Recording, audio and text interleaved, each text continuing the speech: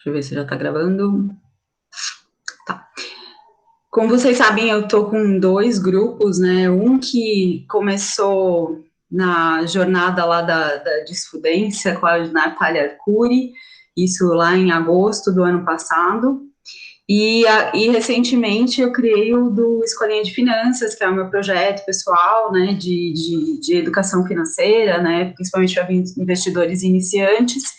E então tem gente aqui que participa que é do grupo mais antigo e tem gente que participa que é do grupo mais novo, né? E o pessoal do grupo mais novo tem me pedido para disponibilizar as gravações, né, das reuniões, mas eu tinha um combinado, né, com o pessoal do grupo mais antigo de que as gravações ficariam dentro mesmo do grupo. Eu vou rever essa questão com o pessoal, tá?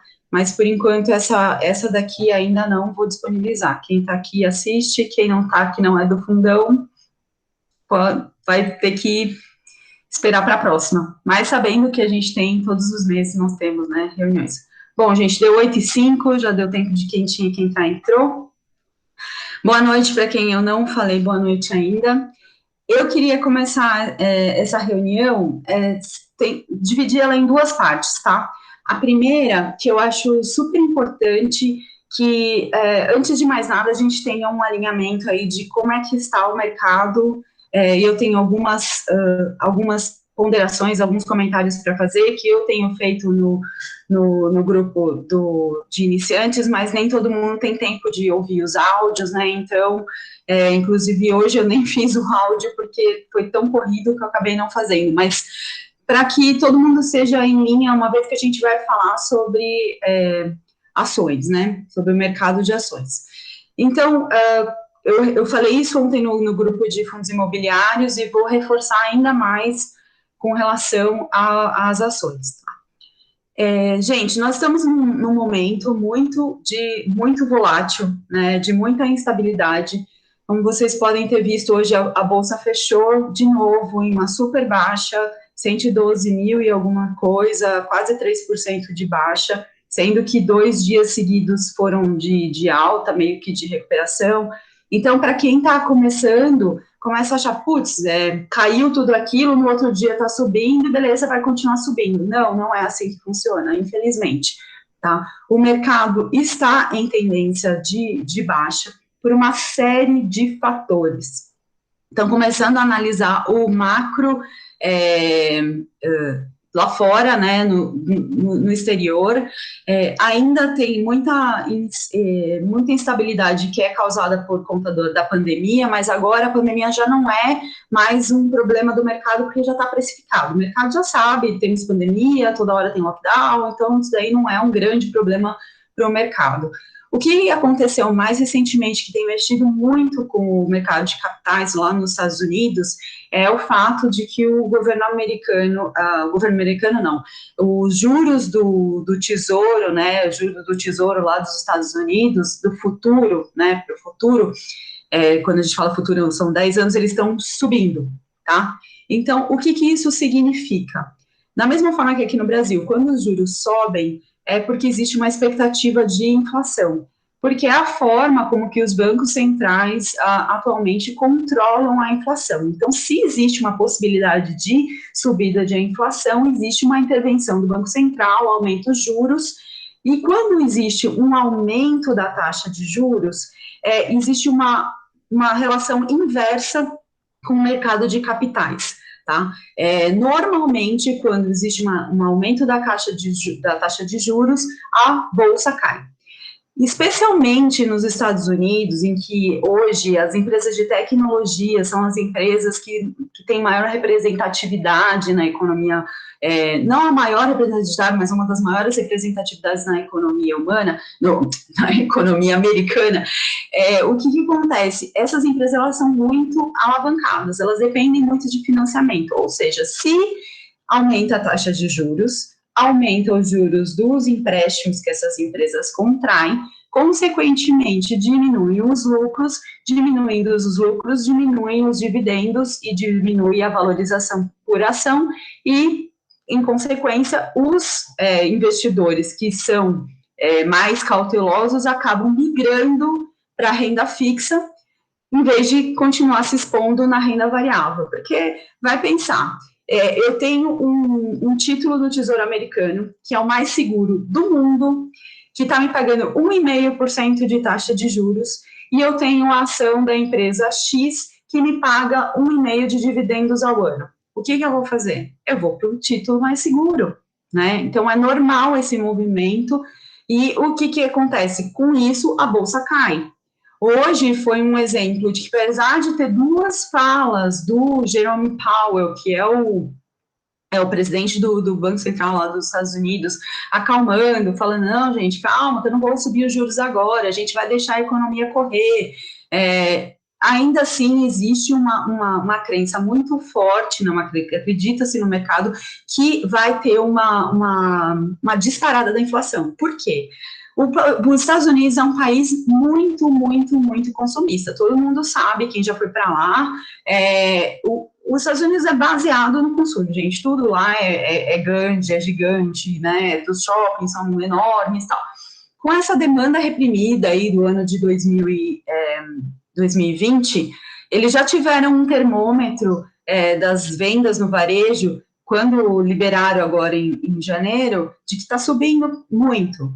Acompanhando isso, o que é isso? Você tem mais demanda, tem mais inflação, tá? É normal, é o que aconteceu aqui no Brasil, né? Tem maiores estímulos também, porque eles estão negociando aquele pacote de 1,9 trilhão de dólares, que vai ser injetado na economia, então as pessoas vão ter mais força ainda para comprar. Inflação. Então, tudo isso já leva a crer que vai haver um aumento de juros, por mais que não exista agora, o mercado acredita que vai ter, e os juros futuros já estão subindo, então tudo isso reflete aí na economia americana. Somado a isso, você tem um crescimento absurdo, né, da demanda da China. Quem não sabe, a China foi o único país, o ano passado, que conseguiu terminar o ano com o PIB positivo, e eles estão acelerando no máximo, botando no talo lá para poder, por isso que Vale está subindo, porque eles demandam muito minério de ferro, né? Então, tudo isso mexe a economia, porque a China é o grande consumidor do mundo. Então, a China aumentando a produção, tudo vai junto também com a China. Ok, esse é o cenário macro global. Vamos falar agora de Brasil. Como é que está o Brasil, né? O Brasil nessa história, como está o Brasil na fila do pão?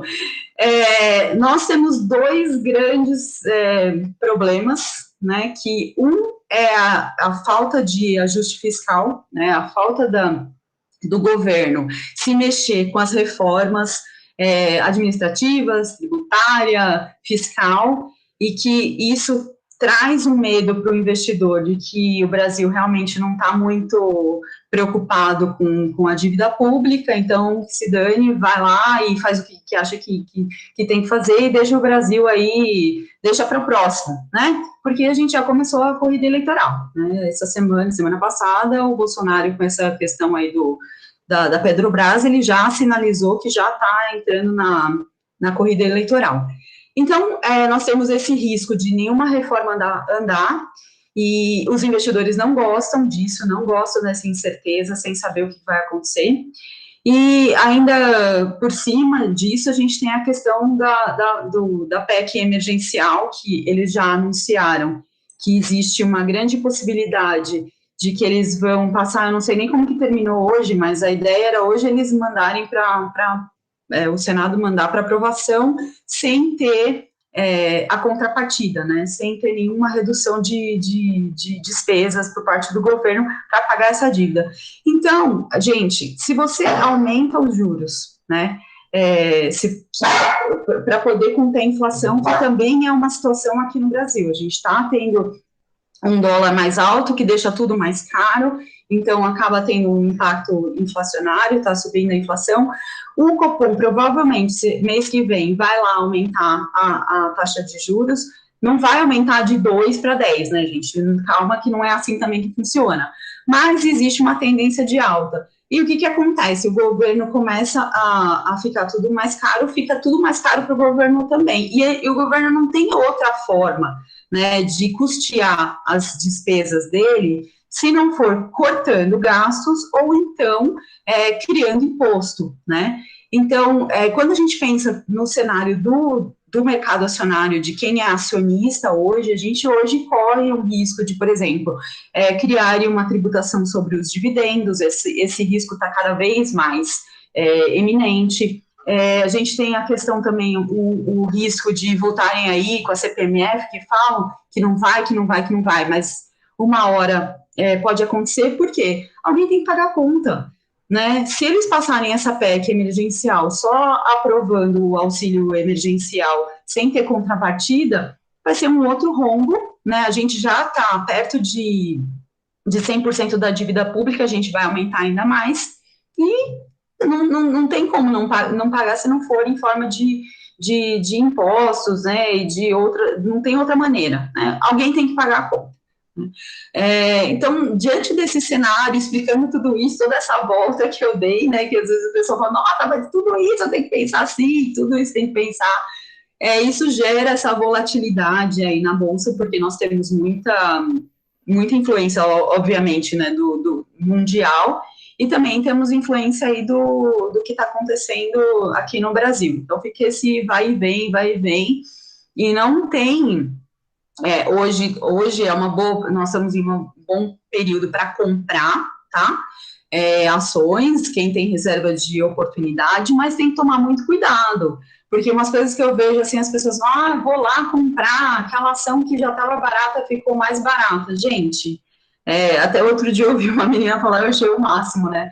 Cocô 11, cocô 3F, vai continuar sendo cocô, tá? Vai continuar sendo ruim. Então, não adianta ter esperança que, nossa, a ação, eu não tenho dinheiro para comprar, vou comprar essa daqui mesmo que está baratinha. Não compre porque está baratinho. Porque se está baratinho é porque tem alguma coisa estranha, no mínimo estranho, tem que analisar, né? Então, o que eu recomendo, né, que eu falo para todo mundo, eu tenho falado bastante lá no Escolinha, é que a gente esteja bem cauteloso, né, com as compras, tenha bastante cuidado, está muito volátil, né, uma hora sobe, outra hora cai. Quem não tem estômago, né, ainda, quem ainda não está preparado para renda variável, não vá porque vai sofrer, né, e a dor da perda, ela é 2 vezes maior do que a felicidade do ganho do dividendo, tá, então, tenham isso em mente, então sempre pensem, não entrem na bolsa só porque é efeito manada, porque todo mundo está entrando, porque é legal. Se você vai entrar na bolsa, sempre pensando no longo prazo, mesmo porque a recuperação de tudo isso que está acontecendo é no longo prazo. Não vai ser mês que vem, nem no ano que vem, né, quando você vai demorar aí 5, 10 anos para você realmente enxergar uma tendência de alta. Até lá é aquele sobe e desce, que mexe com os nervos de qualquer um, tá? Então, inclusive, analistas sérios, né, eles estão preocupados com essa questão da volatilidade, eles sempre falam isso, né, então quem segue pessoas sérias sabe que agora não fala assim, nossa, eu vou comprar super baratinho, semana que vem eu tô vendendo, fazendo um dinheiro.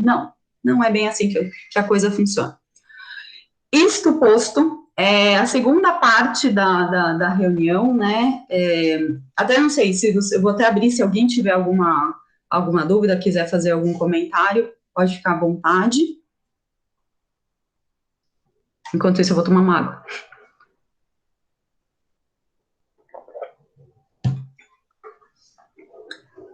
Bom, então se ninguém... Oi.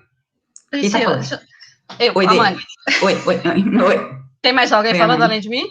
Não. É só você falou, por exemplo, que quando uma ação está muito barata... Como é que te tratam esses anos? Sim. Não entendi. Quando uma ação está muito barata, o quê? Quando uma ação está muito barata, por exemplo, você disse que tem que ver, assim, algum problema tem. Mas existe, por exemplo, eu vou citar um exemplo, a Cogna. Eu não sei o que você pensa dela. Ela caiu muito, eu tenho na minha carteira. Então, assim, essa questão, por exemplo, só esclarecendo, quando está caindo, eu ainda não consegui ler muita coisa sobre, não. Mas o que você disse assim, tem que ver o que está acontecendo. Geralmente é ruim. Geralmente é ruim quando está caindo muito? Tem que olhar historicamente. Não adianta olhar o histórico de um mês. O caso da Cogna eu conheço, mas eu prefiro não opinar. Mas eu sugiro que você leia, né, no RI da empresa quais são o que está acontecendo e quais são as estratégias que eles têm e ver se faz sentido, né? Porque a Cogna, um dos grandes fatores dela é que ela foi, lógico, super prejudicada aí pela questão da pandemia, mas não é só isso, né? Ela tem um problema de PDD, né? Provisão de devedores duvidosos, que muitos alunos que tinham FIES e que não estão mais pagando, então, assim, esse é o maior problema dela, né? Tem gente que defende, que acha que realmente vai superar, vai resolver esse problema, e tem gente que acha que não. Então, eu sugiro que você ouça as duas partes e chegue à sua conclusão, porque, lógico, a empresa sempre vai puxar para o lado dela, né, vai achar que está tudo bem, mas tem muitos analistas que acham que não vai rolar, né, então acho que sugiro que você procure ler bastante e ouvir podcast, tem muita coisa sobre Cogna. Eu escuto, às vezes, assim, o pessoal, assim, gente, mas nada, né? Quando tava tudo lá uma maravilha, ninguém falava mal da Cogna. Agora que tá uma merda, todo mundo, desculpa a palavra, mas todo mundo fala mal, né? Assim, tipo, eu chamo isso de engenheiro de obra pronta, né? Porque, lógico, dar pitaco numa coisa que já aconteceu é fácil, né? Só que quando lá tava o problema, é a mesma coisa que IRB. IRB também, agora todo mundo mete o pau. Mas 2 anos atrás era queridinha de um monte de analista, né? Então tem que só tomar cuidado e olhar os dois lados aí, tá? Tá bom. Então, vamos lá. Eu fiz uma cola, gente, eu não tenho nada para apresentar hoje, o que eu vou mostrar para vocês mais para frente são só ferramentas, tá? O que eu vou falar, e eu sugiro que vocês anotem, principalmente o pessoal do outro grupo, para poder guardar essa informação aí, se quiserem, né? E, de novo, né, eu não sou dona da verdade, eu só estou estudando, então, o que eu explico aqui é com base nos estudos que eu tenho feito, e eu sempre ouço, né, e leio mais do que como é que fala? Mais do que uma opinião, né? Não é só um analista que eu sigo, ou aquele que é o preferido, não. Né? Eu procuro ouvir várias opiniões para chegar num consenso. E o que eu vou falar hoje é mais como é que eu falo? É um aprofundamento da reunião do mês passado, em que eu passei rapidamente falando sobre análise técnica, análise fundamentalista. Quem não estava no mês passado, eu sugiro que volte, né, que olhe lá a gravação do mês passado, porque eu expliquei exatamente as duas vertentes e alguns dos indicadores que a gente deve olhar na hora de analisar uma ação. Mas eu não falei com muita profundidade desses indicadores, né? E hoje a ideia é aprofundar um pouquinho mais, né? Andar um pouquinho mais para frente, para que quem é leigo, quem não entende nada de contabilidade, não entende nada dessa questão corporativa, comece pelo menos ter um pouco mais de clareza, tá? Mas, de novo, não quer dizer que com isso aqui vai resolver os problemas de todo mundo, tá? Então, eu vou depois disponibilizar por escrito, né, esses conceitos no grupo, mas até para que vocês prestem atenção, não vou fazer a apresentação, e depois, no final, eu vou lançar um desafio, porque, assim, é um grupo de estudos, todo mundo tem que estudar para fazer, né? Não adianta eu ficar aqui falando 1 hora que nem uma matraca, porque se deixar eu fico mesmo, e depois vocês não praticarem, não irem lá e entenderem e trazerem as dúvidas. Gente, tem que trazer dúvida, né? Porque as dúvidas de vocês podem ser as minhas, pode ser de outras pessoas. Então, só assim, isso é um ambiente colaborativo, é quando todo mundo colabora de uma forma, trazendo dúvida, trazendo um esclarecimento, né, compartilhando uma experiência. É para isso que servem os grupos, é só para isso que eu criei os grupos, tá? Então, vamos lá. Falando de indicadores para análise de uma ação. Eu sei que para a maioria das pessoas é muito difícil, e é mesmo, tá, gente? Eu tenho quebrado a cabeça e eu ainda vou achar uma forma mais simplificada para que se analisem ações. Porque é muita coisa que você tem que ler, é muita coisa que você tem que estudar. Então, eu peguei uma linha mestra de pensamento para que pegasse só alguns indicadores e ficasse mais fácil para vocês entenderem e chegar, por exemplo, num site, num dos 2 sites que eu vou mostrar, e vocês saberem pelo menos por onde começar, né? Por onde que eu olho, o que eu olho primeiro. Então, começando pelo básico, gente, para que existe uma empresa, né? Para que uma empresa é criada? Eu resolvi abrir uma empresa, tenho meus sócios. Para que eu quero a empresa? Para gerar valor para os sócios e gerar valor para a sociedade. É para isso que existem empresas, né? Então, as pessoas vão lá e colocam seus recursos numa empresa, os sócios colocam os recursos numa empresa, esperando ter o retorno disso.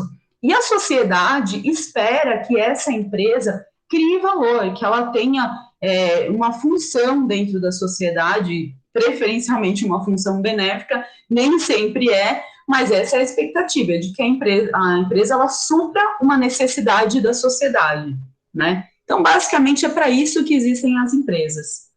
E o que uma empresa... Desculpa, deixa eu tomar uma água. O que uma empresa ela deve buscar no longo prazo, tá? Porque, de novo, aqui a ideia é a gente falar sempre de longo prazo, tá? Eu não estou falando de trade, de nada disso, apesar de eu achar um mercado super legal, que se feito de forma responsável faz muito sentido, mas eu estou falando de longo prazo. O que uma empresa ela deve buscar no longo prazo? Basicamente, aumentar a receita, né? Ela tem que aumentar a receita dela com venda, seja de produtos, de serviços, ela tem que aumentar a receita, né? Aumentar os lucros, então, ela precisa fazer mais com menos, tá? Então, ela tem lá a receita dela, tem todas as despesas, na última linha dela tem que ser positiva, ela tem que ser uma empresa que ir nisso no longo prazo, não adianta ela ficar flat, ela tem que, né, a ideia é que ela sempre aumente os lucros dela. O que a empresa também tem que buscar é crescer no longo prazo, né? Não adianta a empresa ficar estagnada com aquele mesmo nível de crescimento, porque aí começam a chegar os concorrentes, a fatia dela no mercado vai diminuindo e ela some, né? Então, ela tem que buscar ter crescimento. E como é que ela cresce? Ela cresce lançando novos produtos, ela cresce lançando novos serviços, ela cresce trazendo mais valor para os acionistas, porque aí os acionistas começam a aportar mais na empresa. Então, é assim que uma empresa cresce. E como é que ela... E a outra última coisa que ela tem que pensar também, né, no final são 4 coisas, que é reduzir seus custos e suas dívidas. Então, aumentar a receita, aumentar o lucro, crescer e reduzir seus custos e dívidas. Se a gente trouxer isso em vez de ficar só pensando corporativamente, pensando numa empresa, se eu trouxer isso para a sua realidade, é a mesma coisa. Faz todo sentido, né? Como é que eu aumento o meu patrimônio?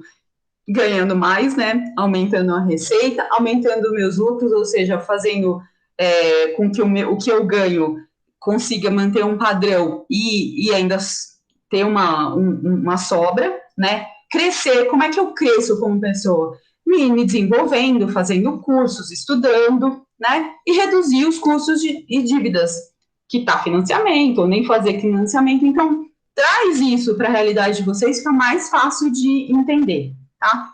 E aí, o que acontece? Todas as empresas, elas têm o que se chamam de indicadores. Indicadores nada mais são do que, o próprio nome diz, alguns números para entender a realidade da empresa. Esses indicadores, vocês encontram na maior parte dos sites, em muitos sites gratuitos. Eu vou mostrar para vocês dois que eu acho muito bacanas e são totalmente de graça, e que vocês podem achar os indicadores que eu vou comentar agora. O primeiro indicador que eu queria falar para vocês é o ROI.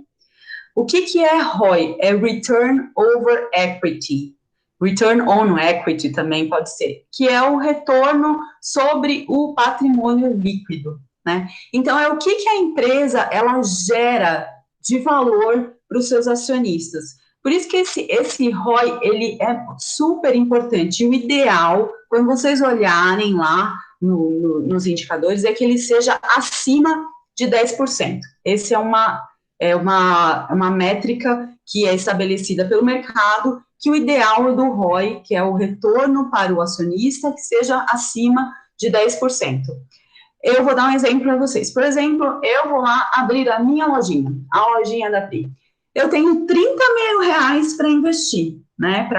Mas para começar a minha lojinha, né? Então eu tenho 30 mil em caixa lá, tá lá no meu Tesouro Direto, eu resolvi tirar de lá e vou abrir a minha lojinha, porque não deixa de ser uma forma de rentabilizar. Aí, para começar a operar, eu preciso de 50 mil. Então eu tenho 30, mas eu preciso de 50. Faltam 20. O que eu faço? Vou lá no banco e faço um empréstimo de 20 mil, né? Esse valor, ele fica contabilizado, esses 50 mil, ele vai ser contabilizado como ativos, tá? E 20 mil, ele vai para o passivo. A diferença do ativo menos o passivo é o quê? O patrimônio líquido, ou seja, é o valor aportado pelos sócios, os 30 mil, né? Vamos supor que não sou só eu na lojinha, sou eu e mais uma outra pessoa, e nós dois temos 30 mil. Então, nós sócios temos aportado 30 mil. Para calcular esse ROI, que é o retorno sobre o capital, você divide o lucro líquido, que é a última linha do DRE. Lembra que eu expliquei, né, na outra o que é o DRE, que é o demonstrativo de resultado do exercício?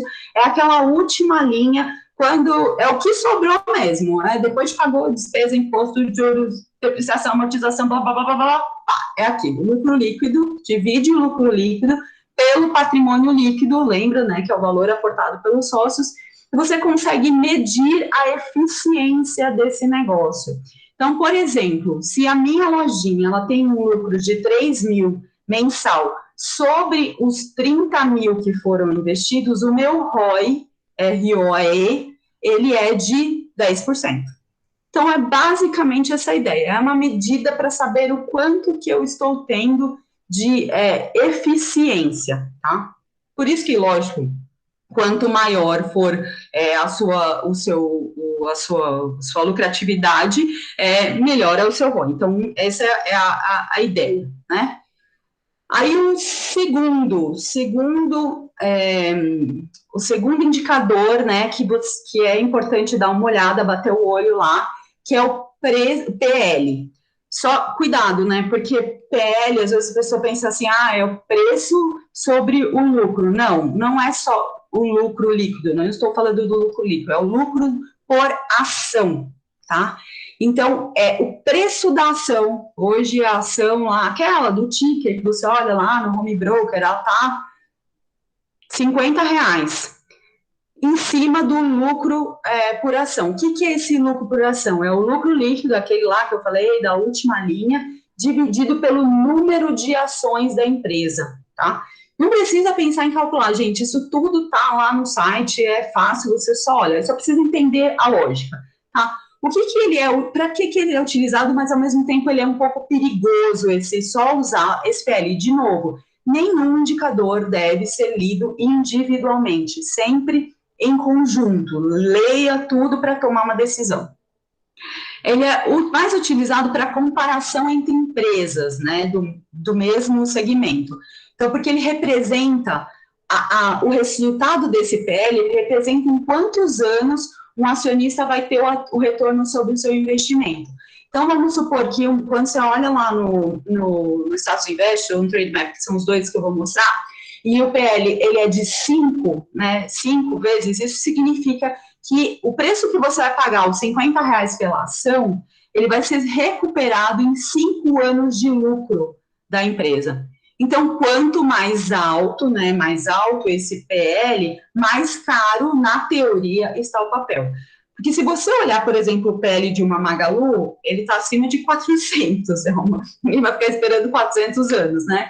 Então, por quê? Ele também é uma forma que o mercado, que mostra como o mercado tem expectativas para esse papel, né? Qual que é a expectativa que o mercado, né, que a bolsa, que os acionistas, que todo mundo tem para aquele papel? Então, ele pressiona ele para cima. Isso, no caso, no PL alto. No PL baixo, ele pode indicar que o mercado não está muito confiante, então ele acha que aquela ação, naquele momento, né, lembrando que o mercado é imediatista, o mercado só olha aquilo e a ação, o preço da ação naquele momento, o preço de tela, ele não vale nada, gente, não serve para nada, é só para você ver o que está acontecendo naquele momento. Então, ele também pode ser uma boa oportunidade para quem que ainda não foi percebida pelo mercado. Às vezes a empresa tem um PL baixo, pode sinalizar que essa ação ela tá boa para comprar, tá um bom momento para comprar, tá? Então, de novo, analisou o ROI, analisou o PL, vamos para o próximo, é o terceiro, que é o EV/EBITDA, né? Então, esse EV, ele é o Enterprise Value, né? Então, o valor da empresa, o valor da firma, né, em português, mais as dívidas que essa empresa tem, dividido pelo EBITDA, né, que é o EBITDA, aquele que eu expliquei da outra vez, que é a capacidade da empresa de gerar caixa. Então, ele mostra o tempo em anos do retorno sobre o investimento também. Esse daqui, ele é mais preciso, né? Os analistas costumam usar mais esse EV/EBITDA do que o PL, mas é bom olhar os dois até para ter uma clareza. Quando você faz essa relação entre o Enterprise Value e o EBITDA, como você exclui toda a parte de impostos e juros que são muito diferentes de empresas de um setor e de outro, e entre países, esse daí ele é muito usado quando é uma empresa, por exemplo, uma empresa americana vai comprar uma empresa brasileira. Ela olha o EV/EBITDA, porque não tem essa distorção da parte de impostos, que é uma insanidade aqui no Brasil. Então, esse EV/EBITDA permite que uma empresa brasileira seja comparada, por exemplo, com um par lá fora. Vamos supor, uma Vale e uma Rio Tinto, né, que é a empresa de mineração lá na Austrália. Então, você consegue fazer comparativos entre duas empresas do mesmo setor e em países diferentes, por exemplo. O investidor, ele consegue descobrir o tempo que esse lucro operacional, então, da companhia, ele consegue pagar o investimento que foi feito na aquisição, tá? Então, a empresa está lá funcionando, tem lá no DRE o lucro operacional, então, quanto tempo, tendo aquele mesmo, lógico, considerando que ela vai ter aquele mesmo lucro operacional, ela seria capaz de pagar o investimento que foi feito para adquirir a empresa. Certo? Vamos lá, agora é o quarto, é o quarto. Lucro líquido. Lucro líquido é a última linha do DRE, não tem muito a falar, já expliquei lá em cima. O que eu falei? O que uma empresa pretende no futuro? Ela não pretende gerar lucros. Então, se você olha o líquido e olha o histórico de uma empresa, você consegue enxergar se ela está gerando lucro ou não. O que é ruim? Por exemplo, a empresa, um ano dá lucro, outro ano dá prejuízo, o outro ela fica no empate, depois ela dá lucro, dá prejuízo, que é aquele ecocardiograma, né? Então, isso não é muito legal, dá um sinal de que tem alguma coisa muito... A menos que sejam situações atípicas, né? Por exemplo, o ano passado, né, gente? O ano passado é que deve meio que ser descontado. Vai olhar 2018, 2017, 2019 e ver qual que é a situação.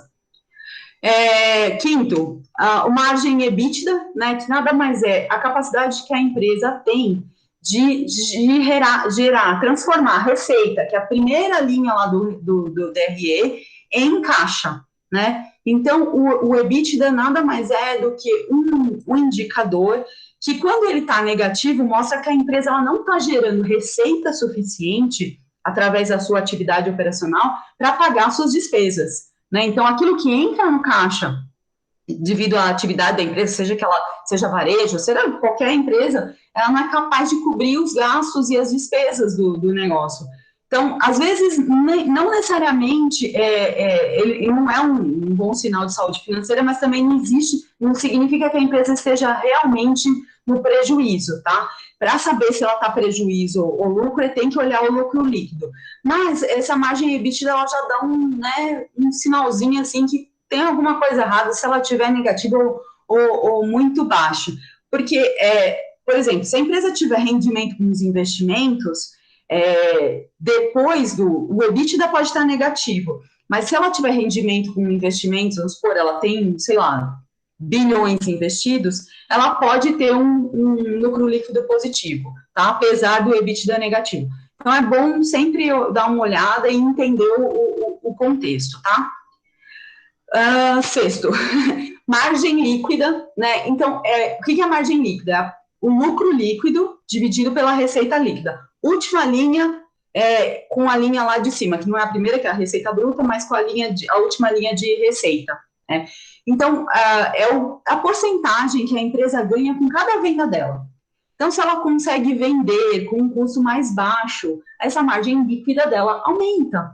Então, no caso de uma margem alta, o que indica? Que a empresa ela tem uma boa vantagem competitiva.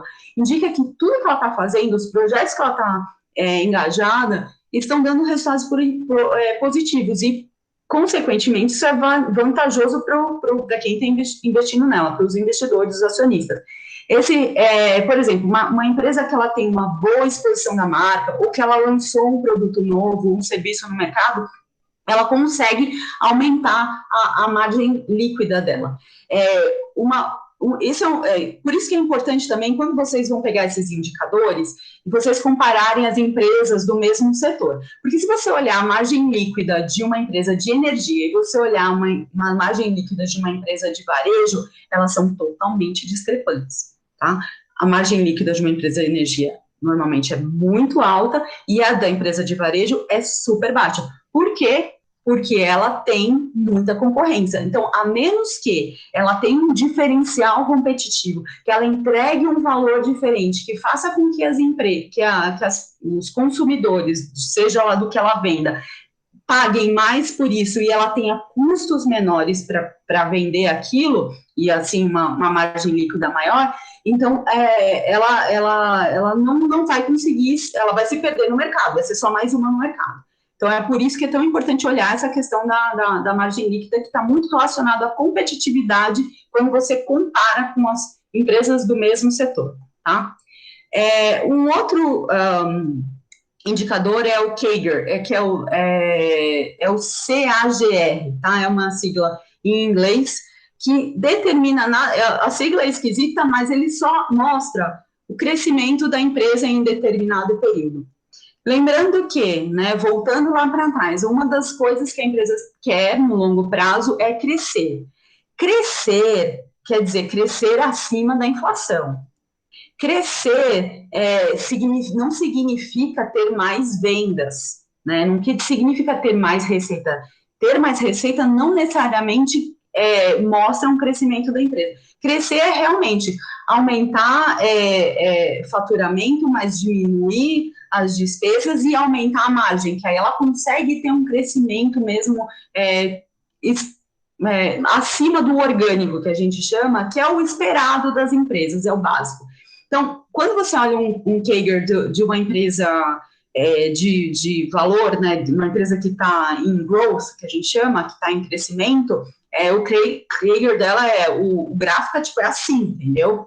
E tem as empresas que são mais consolidadas, que o CAGR dela é mais estável, tá? Então, por isso, lógico, você tem que comparar banana com banana, não vai comparar banana com abacaxi que vai dar ruim, né? Compare sempre mesmos setores. E aí tem os indicadores também de dívida líquida sobre o EBITDA, que nada mais é para entender qual é o grau de alavancagem, o grau de endividamento dessa empresa, o ideal é que ele seja inferior a 3. E o que ele mostra, esse dívida líquida sobre o EBITDA? Qual que é o tempo que a empresa leva para pagar as suas dívidas com relação ao caixa? Lembra que o EBITDA é geração de caixa, né? Então, quanto tempo com aquele caixa que ela está gerando, ela consegue pagar as suas dívidas? O ideal é que seja inferior a 3, tá? 3 anos.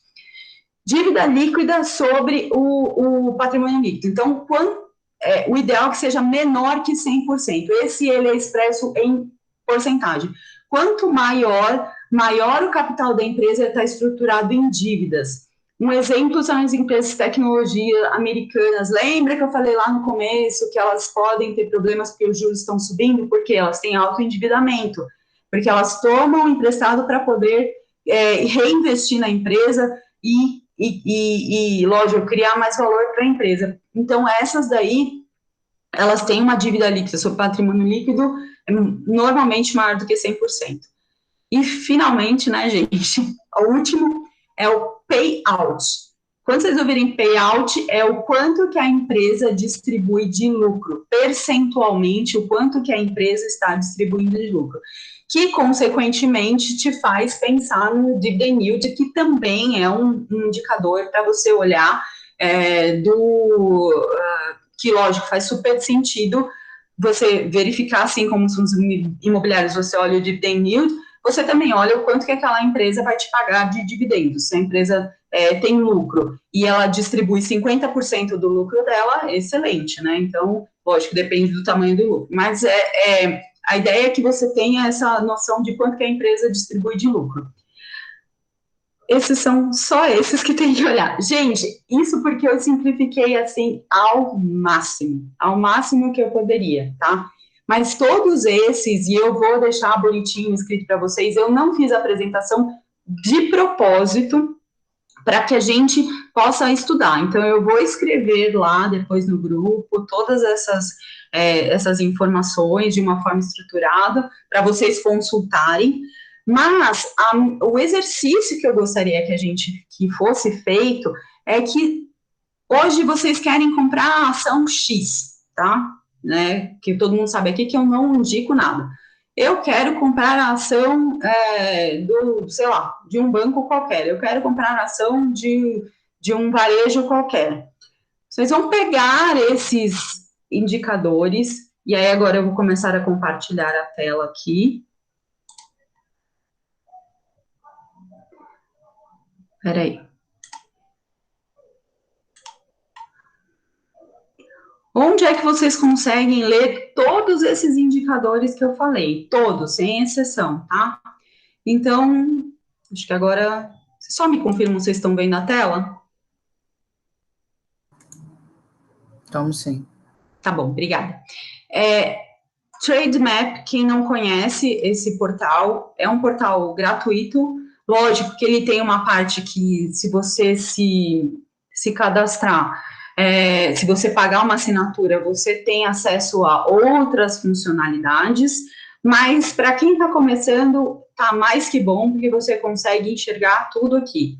Então, ele tem uma plataforma bem legal, eu acho bem bonita, tem várias informações aqui, notícias, pagamento de proventos, eles têm, essa parte aqui é toda paga, tá?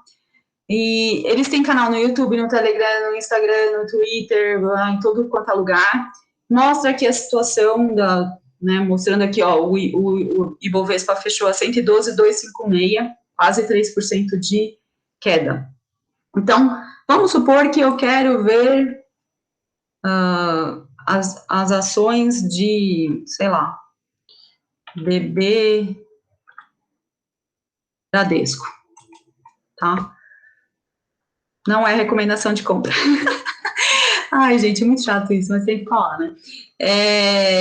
Bom, aqui vocês já conseguem ver de cara algumas informações do que eu falei, né? Então, você tem o ROI aqui do Bradesco, olha aqui, o retorno sobre o equity, né? O retorno sobre o patrimônio líquido do Bradesco está em 11,51, lembra, né, que era 10%, então tá no limite o Bradesco ali, não tá gerando tanto valor para os acionistas, não. E aqui você consegue clicar aqui no Ver Mais, e tudo aquilo que eu falei está aqui e outras coisas. Se vocês tiverem curiosidade, vocês podem continuar, né, se embrenhando. Mas olha aqui, margem líquida, peraí, gente, deixa eu subir aqui, que eu estava na parte de baixo. Então, você consegue ver todo o balanço patrimonial da empresa, os resultados, a receita dela, se eu, por exemplo, aqui o Bradesco, deixa eu colocar aqui anual. Ano. Em vez de ser, estava por trimestre, tá? Então, você consegue ver aqui a receita líquida do Bradesco caiu, né, em 2020, vem caindo, na verdade, né, deu uma queda aí, consegue ver o valor de mercado dele, o número de ações, lembra que o número de ações é importante para aquele cálculo do PL, aqui você tem o preço sobre o valor patrimonial, aqui tem o preço sobre o lucro da ação, que eu comentei, o dividend yield, né, quanto que ele está produzindo de dividendos, lucro por ação, bom, ROI, tá tudo aqui. Inclusive o índice de Basileia, tá, gente? Que é super importante esse índice de Basileia para quem investe em renda fixa. Eu já falei sobre isso no Escolinha de Finanças. Bom, então tem todas as informações aqui e tem em forma gráfica, né? Você consegue enxergar, para quem tem mais facilidade de enxergar graficamente, você tem uma visão, vou até botar aqui o gráfico, olha só, o patrimônio líquido e versus o ROI, tá vendo? O ROI caindo aqui, você tem outros, lógico, né, outros indicadores aqui, por exemplo, a receita líquida versus a margem bruta também não significa muita coisa, então, todas as informações, tudo que eu comentei hoje, inclusive consegue ver o gráfico aqui do Bradesco, tudo que eu comentei hoje de indicadores, vocês conseguem vir aqui e consultar, e aí tirar suas próprias conclusões, desculpa. O que eu gostaria de colocar, então, para desafio para os ambos grupos, tá? Tanto o pessoal da Escolinha de Finanças quanto o pessoal do grupo do Fundão, que depois que eu mandar lá escritinho as explicações e tal, cada um pegar essas ações que tem, que quer comprar, que está com interesse, desse uma olhada nisso aqui e tragam as suas percepções e as suas dúvidas para o grupo, porque a dúvida de vocês pode ser, de novo, reforçando isso, pode ser a dúvida de outras pessoas. Outro site que eu acho muito bacana é o Status Invest. Acho que aqui. O Status Invest, que também traz com uma outra, esse aqui você não precisa nem se cadastrar para usar, ele traz com uma outra roupagem aí a mesma informação, as mesmas informações. Então, tanto o dividend yield, o quanto que teve de valorização ou desvalorização, no caso do Bradesco, nos últimos 12 meses, tem aqui as informações, os indicadores estão todos aqui, tá? Então, todas as informações que vocês precisam estão nessa página aqui. Desculpa, gente, chega uma hora que eu já tô batendo pino aqui. Tem aqui as informações de dividendos, Datacom dos dividendos. Alguém tinha me pedido essa informação de Datacom, DataX, está aqui. Então, tem todas as... quando que eles fizeram bonificações, o payout, lembra que eu falei do payout? Tá caindo o payout do Bradesco, aqui fechou em 2020 com 33, ou seja, o mais baixo desde 2017, tá? Então, tem uma série de informações, né? A receita líquida está caindo, tem uma série de informações, tem o DRE, todas as informações. Eu achei mais legal no Trade Map, que é mais fácil de achar. Mas aqui tem outras informações que eventualmente podem ser interessantes para vocês também, né? Eu acho que é isso. Eu acho, gente, juro por Deus que eu tentei trazer para vocês da forma mais simplificada possível. Mas simplificar não necessariamente quer dizer que a coisa vai ficar mamão com açúcar, né? Não tem como ser mamão com açúcar, né? E é o que eu sempre falo. Ai, não, isso não é para mim. Eu não quero fazer isso, eu não vou perder meu tempo, não vou gastar meu tempo lendo isso, porque além de tudo, o ideal é que você leia os relatórios das empresas, porque as estratégias não estão nos indicadores, né? Até para você saber, a empresa tá, o Bradesco aqui que está diminuindo a receita, o que o Bradesco está fazendo? Está se mexendo para mudar a situação dele. Isso está no RI, lá nas relações com os investidores, nas apresentações dos resultados, nos relatórios. Então, tem ainda uma segunda parte, que é o que eu vou falar na próxima reunião. Então, não tem como simplificar uma coisa que é mega complexa, tá? Então, eu quero, Priscila, mas eu quero muito estar na renda variável. Eu não quero perder o bonde da renda variável, mas eu não quero fazer tudo isso. Simples. Você vai de ETF, vai de Exchange Traded Funds. Não, eu vou no BOVA11, não estou indicando, só estou falando. BOVA11, que replica o Ibovespa. Vai de XFIX lá, XFIX, que replica os imobiliários. Vai de IVVB11, que replica o S&P 500. É uma forma de você não ter que ler, porque o ETF faz o papel dele de seguir o índice. Se o índice sobe, ele sobe. Se o índice desce, ele desce. Beleza? Isso é uma forma de se expor. Outra forma, fundos de investimentos em ações. Você vai ter um gestor, que é um cara profissional, que olha esses indicadores aqui, ele fecha o olho, ele consegue lembrar esse negócio, para eles é super normal, faz parte do dia a dia deles, e eles têm um compromisso de rentabilizar o investidor. Então, vai de fundo de ação. Você vai pagar uma taxa de administração? Vai, mas faz parte, e não vai ter dividendo, né? É bom entender isso, que fundos de ações investem em ações, os dividendos, eles recebem esses dividendos e reinvestem no fundo, tá? Fique isso bem claro.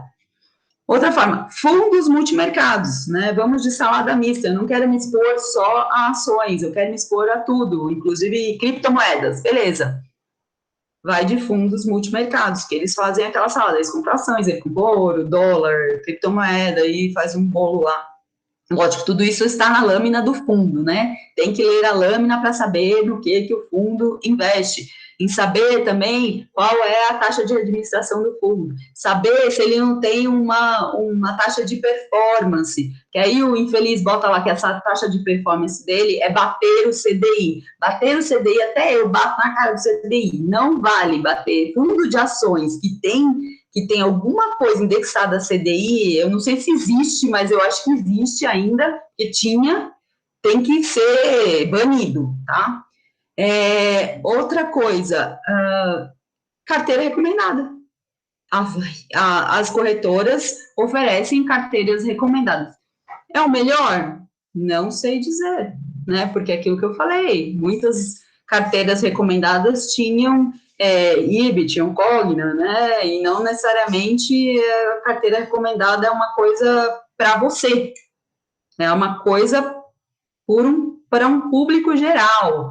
Então, o analista lá da corretora, o analista da casa de análise, que vai lá e faz uma análise fundamentalista da empresa, ele analisa a empresa naquele momento, ele lá e faz o discounted cash flow, faz todas as projeções, mas aí acontece alguma coisa que nem aconteceu essa semana, que estava lá todo mundo feliz e contente com a Petrobras, e um monte de casa de análise, um monte de gestoras mandaram vender, né? Fizeram assim, então, gente, vende, vende.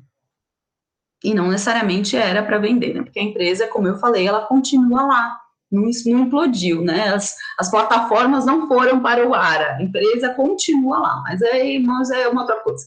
Bom, então, carteiras recomendadas têm esse risco. E o que tem de problema na carteira recomendada é que ela representa aquele momento, e normalmente eles rodam essa carteira. Passou um mês, eles tiram a ação, botam a ação na carteira, e aí vira aquela confusão, ai meu Deus, eu sigo a carteira recomendada, não sigo.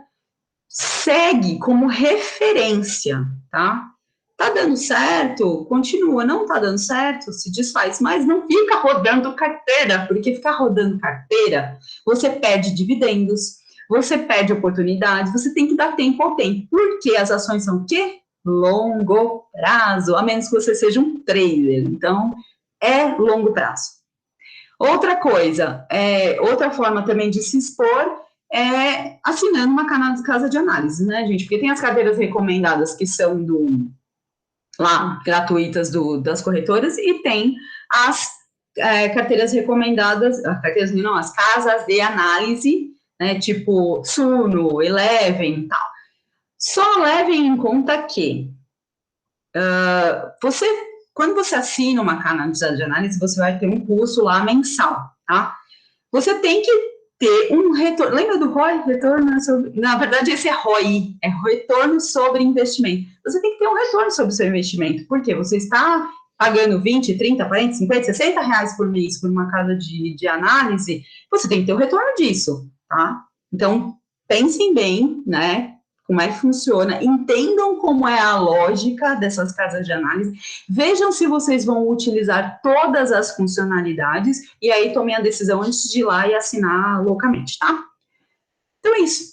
Mesmo que você não queira escolher as suas ações, uma coisa legal, quem faz esse tipo de análise e faz as escolhas das ações por si próprio, isso se chama alocação ativa, e se chamam os stock pickers, nós somos escolhedores de ação. Quem deixa para fundo de investimento, ETF, isso daí é chamado de alocação passiva. Qual que é bom e qual que é ruim? Não tem bom ou ruim, tem o que é bom para você. Então, tome a decisão. Mas eu queria tanto ser que nem todo mundo e analisar a ação, mas lembra da sua mãe, você não é todo mundo. Então, você não necessariamente precisa analisar ações. Você pode aproveitar o mercado sem ter que ficar analisando. Você pode usar o seu tempo, inclusive, para gerar mais renda e investir mais. Essa é uma outra forma também de rentabilizar. Então, pensem bem antes de ir. Eu acho super válido, comece a estudar, eu acho super legal. Mas se isso realmente fizer sentido para você. Se não fizer, vai de fundo de investimento em ações e tá tudo bem, né? Você não vai ser melhor ou pior do que ninguém se fizer isso, tá bom? Vamos lá. A Denise falou, entendo, Pri, quando não é mais forma a análise fundamentalista é bem complexa mesmo. Bem complexa.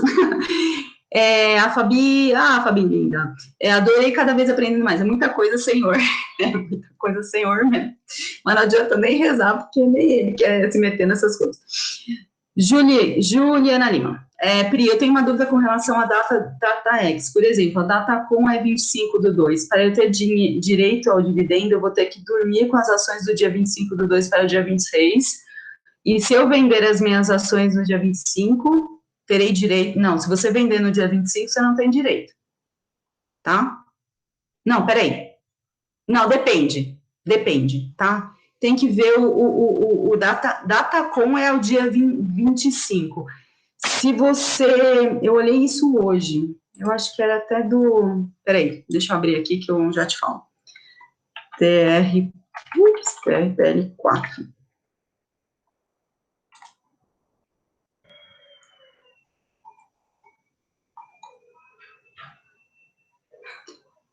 Até dia 25/2, mas acho que tinha que manter até o dia 15 de abril. Eu não sei onde estava essa informação.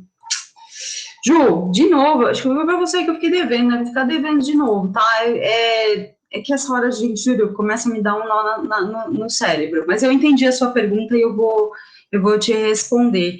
Eu acho que se você vender no dia 25, eu acho que você ainda tá dentro, tá?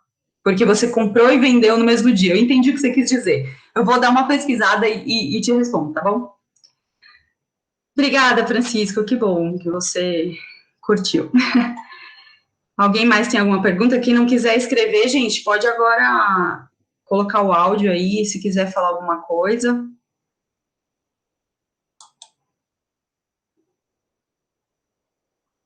Nossa, Ou eu expliquei bem ou ninguém entendeu nada. Oi, Pri, Angélica. Oi, gente. Eu tenho dúvida.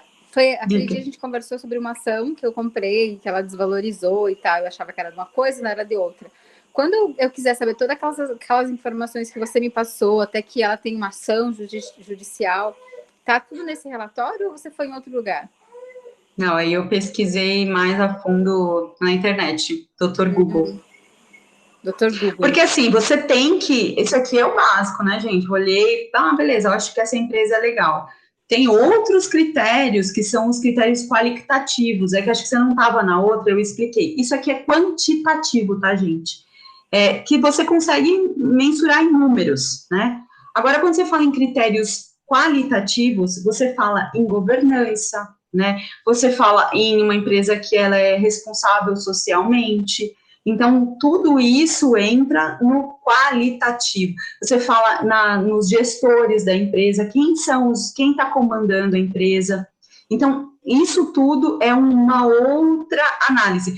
Quando você vou retomar da última reunião, que eu expliquei isso, mas eu acho que é bom reforçar. Você tem duas formas de analisar. Você tem o bottom-up e tem up-bottom, né? Bottom-up, confundi aqui. Bottom, baixo para cima, e o de cima, top e bottom, top e bottom, né? De cima para baixo. Quando você começa a olhar de baixo para cima, né? Quando você começa a olhar primeiro os indicadores. Primeira coisa, você olha o preço de tela. Tá valendo tanto a ação, né, no mercado. Quanto que é a cotação da ação naquele momento? Aí você começa a analisar os indicadores e aí você parte para o setor que aquela empresa está inserida e aí você parte para outras informações como essa, governança, tudo isso que eu falei. E quando você quer fazer o caminho contrário, né, que é o de baixo para cima, né, nossa, top down, gente, tô confundindo. É top down e bottom up. Isso, é isso aí, obrigada. Nossa, deu nó no cérebro, gente, desculpa. Então, quando você faz o top-down, né, que é de cima para baixo, aí você começa, vou investigar sobre a empresa. Essa foi o que eu fiz. Quando você me falou da empresa, foi bom, deixa eu ver que empresa é essa, para começar. Falei, tá. Deixa eu olhar no RI dela. Tá. Então, eu olhei as notícias. Aí, eu peguei aquela notícia que tinha um problema lá de compliance, né, que é de governança. Aí vou olhar os indicadores, aí entendeu? É isso mais ou menos que eu fiz, só para você entender. Eu fiz um top-down, na verdade. Mas o que eu expliquei hoje seria para começar um bottom-up. Beleza, Pri, pode deixar. Vou assistir a outra aula, tá gravada, né? Acho que tá. Tá bom, a gente vai fazendo a lição de casa. Isso. Ai, Ju, desculpa, eu também me atrapalhei, né? Você vê? Tamo junto. Só tenho a agradecer. Obrigada, Thiago. Obrigada pelo feedback. Obrigada, Dê. Obrigada, Helenilza. Dê me ajudou aqui, que eu não li quando você escreveu. E a Helenilza descobriu que precisa estudar muito. Gente, tem que estudar muito. Aquela história, né? Olha a crença limitante, mas a gente não nasceu rico, então a gente tem que dar um jeito de ficar rico, tá? Então não vai ficar esperando ganhar na Mega Sena e nem esperar que que a riqueza venha até nós é que vamos até a riqueza, esse é o conceito, né? Ninguém fica rico, a menos que do nada, né, sem esforço, tá, gente? Porque aquela história, o pessoal olha muito o palco, né, de muitas pessoas e fala, nossa senhora, esse cara chegou aí como? Só que ninguém olha o bastidor, como é que foi que chegou lá, né, com muito suor, muito estudo, né, então, acho que esse é o recado, gente. Se vocês querem realmente se engajar nisso, eu vou dar continuidade, eu vou continuar trazendo cada vez mais material aqui para a gente se aprofundar, porque eu também me aprofundo, né, eu tenho que fazer. Para poder fazer e trazer isso aqui para vocês, eu tenho que estudar, eu me forço a estudar. E para mim é ótimo, porque eu sou louca, eu sou a nerd mesmo, tá, gente? Eu sou a CDF, confesso, tem que falar agora, eu sou a CDF, eu adoro estudar. Mas quem não quer estudar, não acha que vale a pena perder o seu tempo, tudo bem, faz o que eu falei, vai de ETF, vai de fundos de investimentos, coloquem dúvidas sobre fundos de investimentos, olha, eu estou analisando fundo de investimentos e tal, o que vocês acham? Vamos compartilhando, gente, vamos trocando ideias, ok? Eu acho que é isso. Temos uma reunião realizada? Temos! Alguém tem mais alguma coisa? Ó, vou começar a fazer caretas aqui. Então tá. Que bom que vocês entenderam. De nada, Carol. Obrigada a vocês. E, gente, muito obrigada. Agora parando de palhaçada, né? Porque eu sempre agradeço muito a presença de vocês. Não é todo mundo que tem a disponibilidade, tem a paciência e tem a dedicação de estar aqui numa quinta-feira, às 8 horas da noite, estudando. Então, vocês já estão na frente de muita gente. E eu só queria aproveitar para fazer um último jabazinho, um jabazinho meu, que eu fiz ontem, mas eu sei que tem gente aqui que não estava, então eu vou fazer o meu jabá. Dia 8, 9, 10 e 11, eu vou fazer um workshop para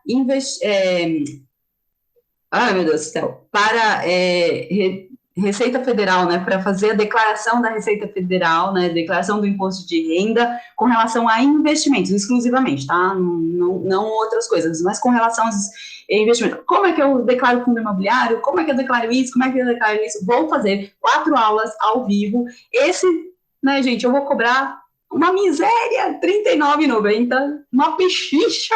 Então, por favor, eu espero que vocês possam participar. Eu vou mandar todas as informações durante a semana que vem. E quem puder participar, quem puder divulgar, eu agradeço demais. E agradeço muito vocês estarem aqui, porque eu só tenho crescido com ambos os grupos. Estou muito feliz mesmo. Muito obrigada por todo o feedback que vocês me dão, tá bom? Um beijo para vocês e boa noite. Obrigada, meninas. Obrigada. Boa noite, Pri. Boa noite.